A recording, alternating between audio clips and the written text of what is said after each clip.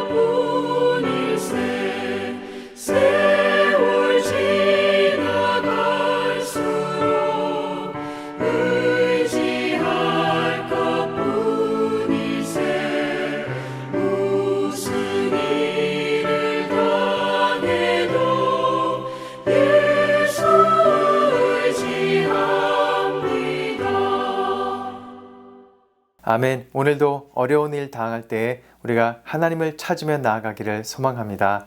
아멘. 오늘의 말씀은 열왕기상 20장 1절에서 12절의 말씀 함께 하나님 말씀 읽겠습니다.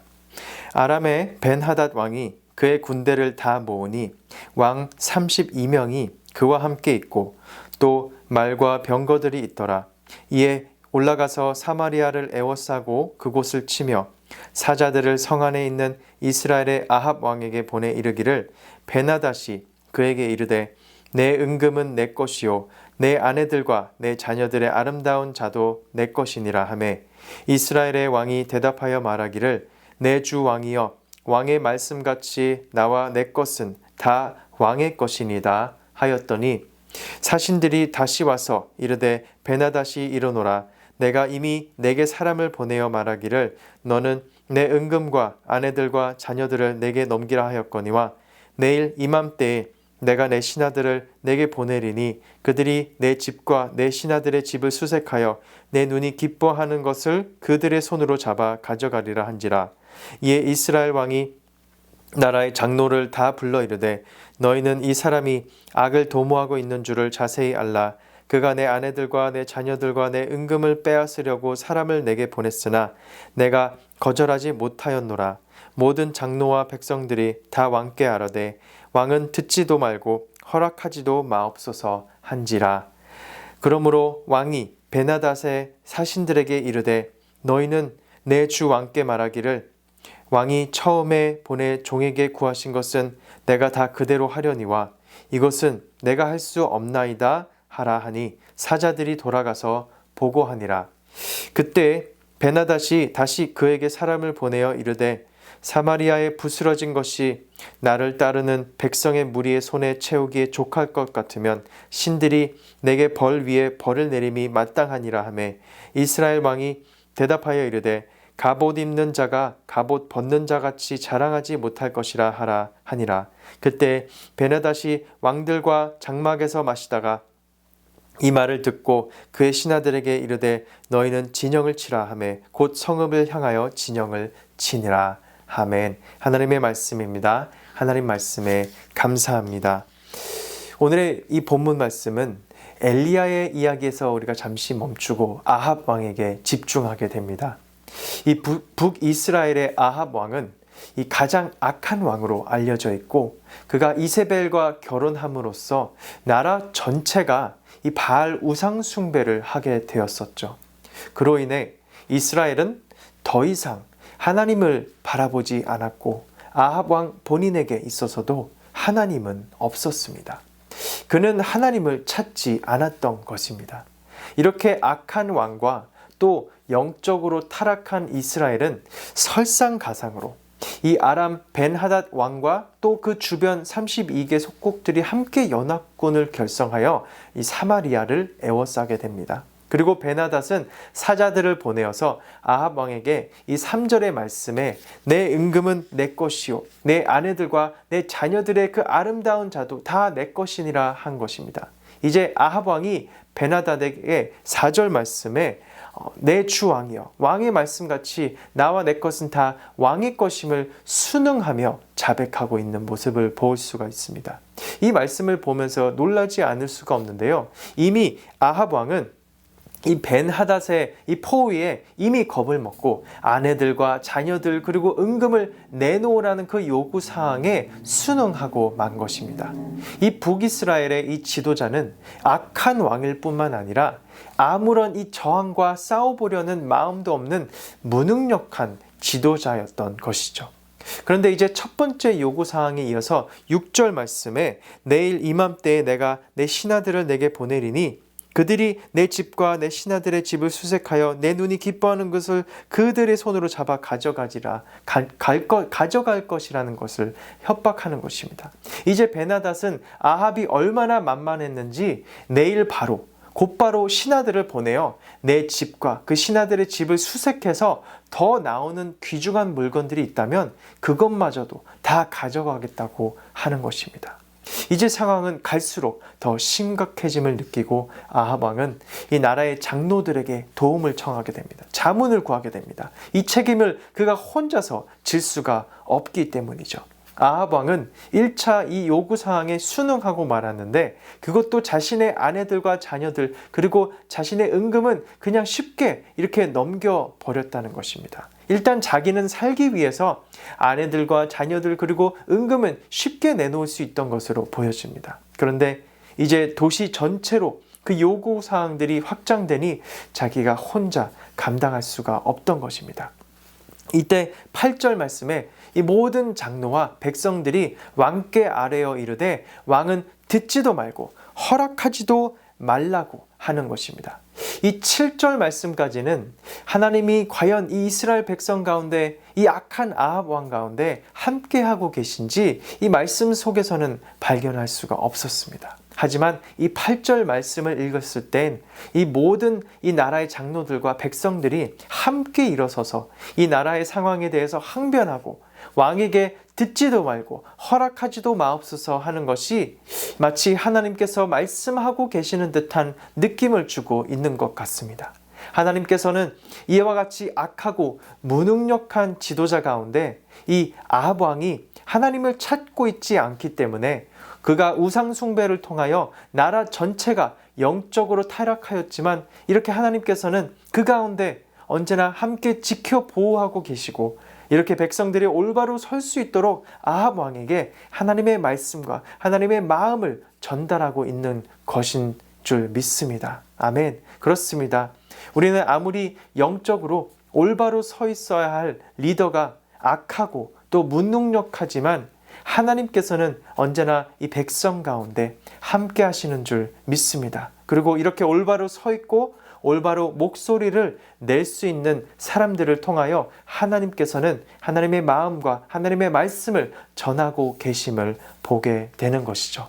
이제 9절 말씀부터는 아합 왕은 갑자기 그의 마음이 바뀌었는지 장로들과 백성들의 그 마음의 감동을 받았는지 베나닷 왕에게 거절 의사를 전달하게 됩니다. 9절 말씀입니다. 그러므로 왕이 벤하닷의 사신들에게 이르되 너희는 내 주 왕께 말하기를 왕이 처음에 보내 종에게 구하신 것은 내가 다 그대로 하려니와 이것은 내가 할 수 없나이다 하라 하니 사자들이 돌아가서 보고하니라. 그리고 10절 말씀에 이렇게 답하게 되죠. 그때 베나닷이 다시 그에게 사람을 보내어 이르되 사마리아에 부스러진 것이 나를 따르는 백성의 무리의 손에 채우기에 족할 것 같으면 신들이 다 내게 벌 위에 벌을 내림이 마땅하니라 하매 베나닷이 이렇게 거절을 받자 붕괴하게 됩니다. 그리고 그는 이제 당장 전쟁을 치를 준비를 하고 마치 이 사마리아와 이스라엘 땅을 점령하는 것이 너무나도 쉬운 일임을 그에게 이렇게 자랑하며 교만한 어투로 말하고 있는 것을 보게 됩니다. 이에 대해 11절 말씀에서 아합 왕이 다음과 같이 반응하고 있는 것을 보게 됩니다. 이스라엘 왕이 대답하여 이르되 갑옷 입는 자가 갑옷 벗는 자 같이 자랑하지 못할 것이라 하라 하니라.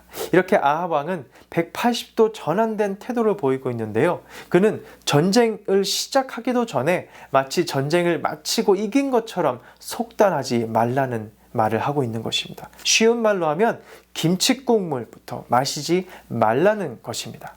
아합 왕은 이 어떻게든 전쟁을 피하고 싶었을 것입니다. 그의 가족과 이 재산을 다 내놓더라도 이 평화를 지키고 싶었을지도 모릅니다. 그러나 처음부터 끝까지 아합 왕이 잘못했던 것은 그가 하나님을 찾지 않았음에 있는 것입니다. 이스라엘 전체는 이 우상 숭배에 빠졌고 이런 전쟁 상황에 이 전쟁 상황 가운데 도울 이 우상의 신은 존재하지 않았던 것입니다. 다른 모든 이 생명의 안위와 경제적 활동에는 우상의 신들을 숭배하면서도 이 전쟁의 상황에서는 찾을 우상의 신이 없던 것일지도 모릅니다. 하도 하나님을 찾지 않았기 때문에 전쟁이 하나님께 속한 이 진리의 사실도 잊어버리게 된 것이죠. 이렇게 타락한 아합 왕과 북이스라엘은 이 전쟁을 피할 수가 없게 되었습니다. 그들이 아무리 항변한다고 해도 주변국의 이 열방을 통해 심판하시는 하나님의 메시지와 이 심판을 그들은 여전히 알아보지 못하고 분별하지 못하였습니다. 열방에 둘러싸였을 때 그들이 찾아야 할 것은 하나님이었던 것이죠. 만국의 여호와 하나님을 찾았더라면 그들의 그 우상 숭배를 회개하고 이렇게 된 것이 자신들의 죄 때문이라는 것을 늦게나마 깨닫고 자각하고 회개하였더라면 되었을 것인데 그들은 그렇게 하지 못하였던 것입니다. 그 왕부터도 그렇게 하지 못하였기 때문입니다. 사랑하는 성도 여러분, 우리 삶 속에서 언제나 하나님을 찾을 수 있는 우리 모두 되기를 주님의 이름으로 축원합니다.